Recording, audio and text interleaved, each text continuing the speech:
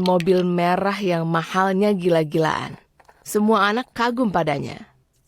Mau nggak mau, aku membayangkan seperti apa hidupku kalau aku punya uang sebanyak itu. Anak kaya apa yang punya orang tua sekaya itu sampai beliin dia mobil itu? Waktu pintunya terbuka, aku dapat jawabanku. Riley. Dia mengedip ke arahku waktu keluar dari mobil.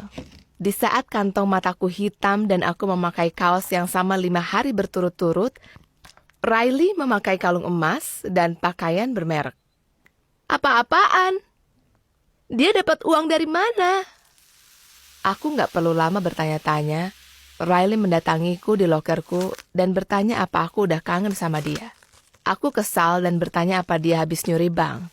Dia bilang keluarga dia memang selalu kaya.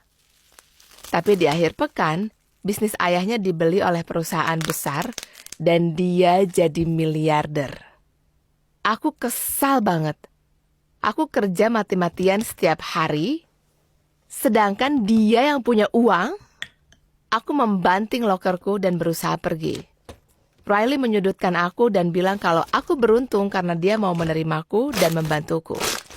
Hal ini membuat aku mual.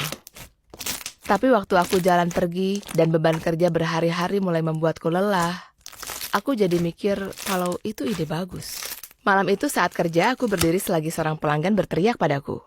Waktu aku ke ruang belakang, aku dapat chat dari ibuku yang bilang kalau adikku harus pakai behel. Dan aku harus ambil shift tambahan untuk bayar itu. Mataku berkaca-kaca, dan saat itulah Riley masuk. Aku tahu aku harus apa.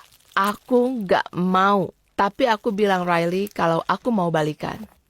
Dia meloncati counter dan menciumku, tapi aku merasa bersalah. Setelah kerja, dia ajak aku ke restoran mewah. Riley ngomong terus-terusan tentang liburan yang dia rencanakan, mobil yang mau dia beli, baju yang mau dia beliin buatku, tapi itu nggak bikin aku senang. Aku nggak ngerti gimana dia bisa merasa nyaman memakai uang yang bukan miliknya. Tapi harus aku akui, beberapa minggu ke depan, aku merasa diurusin banget. Setiap hari, Riley kasih aku jam tangan, mainan, dan baju mewah. Tepat setelah dia kasih ke aku jual semua dan uangnya aku pakai buat bayar hutang dan bayar behel adikku. Kadang Riley berlaku seperti dia yang dulu dan aku mulai mikir, mungkin aku bisa melakukan ini. Bahkan aku mulai menikmatinya. Aku diperlakukan seperti orang kaya. Aku selalu terlihat cantik, aku pergi ke tempat bagus, aku bahkan keluar dari kerjaanku. Tapi ini mulai membebaniku. Suatu hari adikku bilang dia mau cari pacar kaya seperti aku. Ini bikin aku mual. Aku nggak bangga akan apa yang aku lakukan.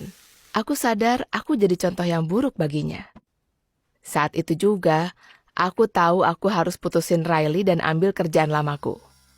Tapi waktu aku pergi ke tokoku untuk ngomong ke bos lamaku, Riley menyergapku.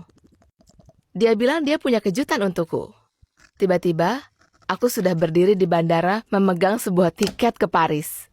Paris adalah impianku selama bertahun-tahun. Apa aku bisa melepaskan ini? Aku tarik nafas panjang dan naik pesawat. Aku senang banget sampai hampir lupa kalau aku mau putus sama dia.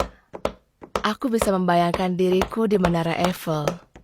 Tapi di first class, pramugarinya menawarkan kami minum. Dengan sopan aku minta untukku. Tapi waktu pramugarinya bilang ke Riley kalau dia nggak punya soda yang Riley pingin, Riley ngamuk. Dia bilang dia bakal hubungin manajernya dan bikin si pramugari dipecat. Waktu aku jelasin ke Riley kalau kerjaan ini adalah cara agar dia bisa hidup, Riley tertawa dan bilang, bukan salah aku dia miskin.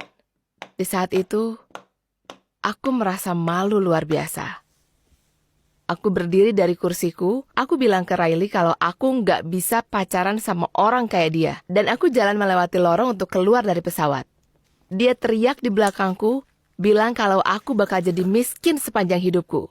Dan di tengah jalan, aku tersenyum. Aku mungkin kesulitan secara finansial, tapi aku orang baik. Nggak ada uang yang bisa bikin kamu senang sama orang yang nggak cocok sama kamu. Dan itu nggak boleh jadi pendorong untuk sebuah hubungan.